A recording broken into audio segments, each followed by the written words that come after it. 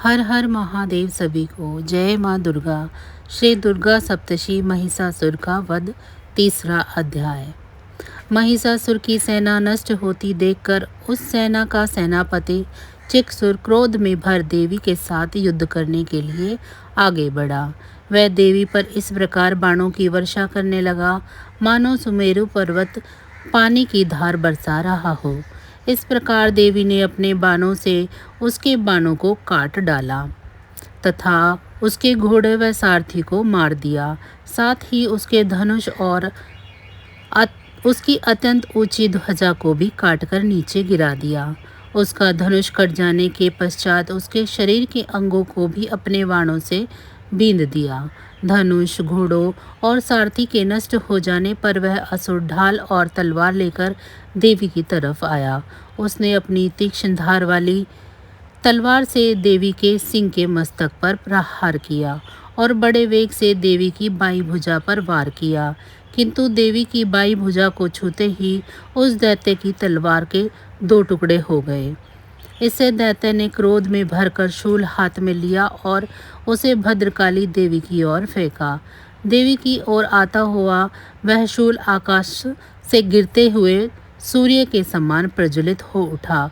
उस शूल को अपनी ओर आता हुआ देखकर देवी ने भी शूल छोड़ा और महाअसुर के शूल के 100 टुकड़े कर दिए और साथ ही महाअसुर के प्राण भी हर लिए। चिक्सुर के मरने पर देवताओं को दुख देने वाला चामर नामक दैत्य हाथी पर सवार होकर देवी से लड़ने के लिए आया और उसने आने के साथ ही शक्ति से प्रहार किया, किंतु देवी ने अपनी हुंकार से ही उसे तोड़कर पृथ्वी पर डाल दिया। शक्ति को टूटा हुआ देखकर दैत्य ने क्रोध से लाल होकर शूल को चलाया, किंतु देवी ने उसको भी काट दिया। इतने में देवी का सिंह उछालकर हाथी के मस्तक पर सवार हो गया और दैत्य के साथ बहुत ही तीव्र युद्ध करने लगा। फिर वह दोनों लड़ते हुए हाथी पर से पृथ्वी पर आ गिरे और दोनों बड़े क्रोध से लड़ने लगे। फिर सिंह बड़े जोर से आकाश की ओर उछला और जब धरती की ओर आया तो अपने पंजे से चामर का सर धड़ से अलग कर दिया। क्रोध से भरी हुई देवी ने शिला और वृक्ष आदि की चोटों से उदग्रह को भी मार दिया। कराल के दांतों, मुक्कों और थप्पड़ों से चूर्ण कर डाला। क्रुद्ध हुई देवी ने गदा के प्रहार से उद्गत दैत्य को मार गिराया। बंदीपाल से वाष्पकल को बाणों से ताम्र तथा अंधक को मौत के घाट उतार दिया। तीनों नेत्रों वाली परमेश्वरी ने त्रिशूल से उग्रास्य, उग्रवीर्य और महाहनु नामक राक्षसों को मार गिराया।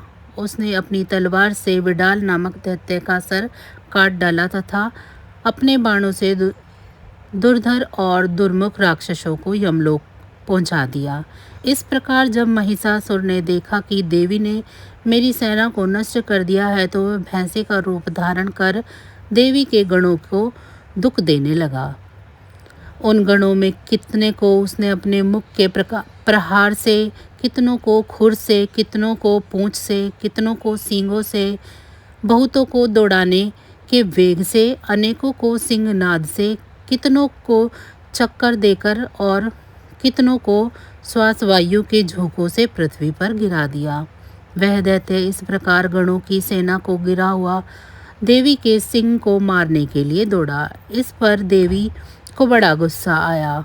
उधर दैत्य भी क्रोध में भरकर धरती को खुरों से खोदने लगा तथा सींगों से पर्वत को उखाड़ उखाड़ कर धरती पर फेंकने लगा और मुख से शब्द करने लगा। महिषासुर के वेग से चक्कर देने के कारण पृथ्वी शुद्ध होकर फटने लगी। उसकी पूंछ से टकराकर समुद्र चारों ओर फैलने लगा। हिलते हुए सींगों के आघात से मेघ खंड खंड हो गए और श्वास से आकाश में उड़ते हुए पर्वत फटने लगे। इस तरह क्रोध में भरे हुए राक्षस को देख चंडिका को भी क्रोध आ गया और वह उसे मारने के लिए क्रोध में भर गई। देवी ने पाश फेंककर दैत्य को बांध लिया और उसने बंध जाने पर दैत्य का रूप त्याग दिया और सिंह का रूप बना लिया। और जो ही देवी उसका सर काटने के लिए तैयार हुई कि उसने पुरुष का रूप बना लिया, जो कि हाथ में तलवार लिए हुए था। देवी ने तुरंत ही अपने बाणों के साथ उस पुरुष को उसकी तलवार ढाल सहित बींध डाला। इसके पश्चात वह हाथी के रूप में दिखाई देने लगा और अपनी लंबी सूंड से देवी को सिंह से खींचने लगा और गरजने लगा। देवी ने अपनी तलवार से उसकी सूंड काट डाली। तब राक्षस ने एक बार फिर भैंसे का रूप धारण कर लिया और पहले की तरह चर अचर जीवों सहित समस्त त्रिलोकी को व्याकुल करने लगा। इसके पश्चात क्रोध में भरी हुई देवी बारंबार उत्तम मधु का पान करने लगी और लाल लाल नेत्र करके हंसने लगी। उधर बलवेय तथा मद से क्रुद्ध हुआ दैत्य भी गरजने लगा। अपने सींगों से देवी पर पर्वत को फेंकने लगा। ओ मूढ़, जब तक मैं मधुपान कर रही हूँ तब तक तू गरज ले, और इसके पश्चात मेरे हाथों तेरी मृत्यु हो जाने पर देवता गरजेंगे। यूं कहकर देवी उछलकर उस दैत्य पर जा चढ़ी और उसको अपने पैर से दबाकर शूल से उसका गले पर आघात किया।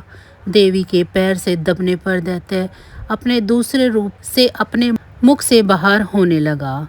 अभी वह आधा ही बाहर निकला था कि देवी ने अपने प्रभाव से उसे रोक दिया। जब वह आधा निकला हुआ ही दैत्य युद्ध करने लगा तो देवी ने अपनी तलवार से उसका सिर काट दिया। इसके पश्चात सारी राक्षसेना हाहाकार करती हुई वहां से भाग खड़ी हुई और सब देवता अत्यंत प्रसन्न हुए तथा ऋषियों महर्षियों सहित देवी की स्तुति करने लगे। गंधर्व राज गान करने लगे तथा अप्सराएं नृत्य करने लगी। तो बस तीसरा अध्याय यहीं पर समाप्त होता है।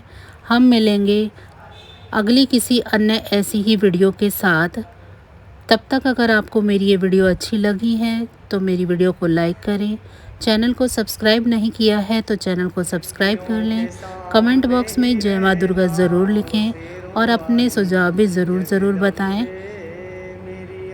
माँ दुर्गा की आप सभी पर कृपा सदैव बनी रहे। इसी के साथ अब मुझे दीजिए इजाज़त। आप सभी का बहुत बहुत धन्यवाद।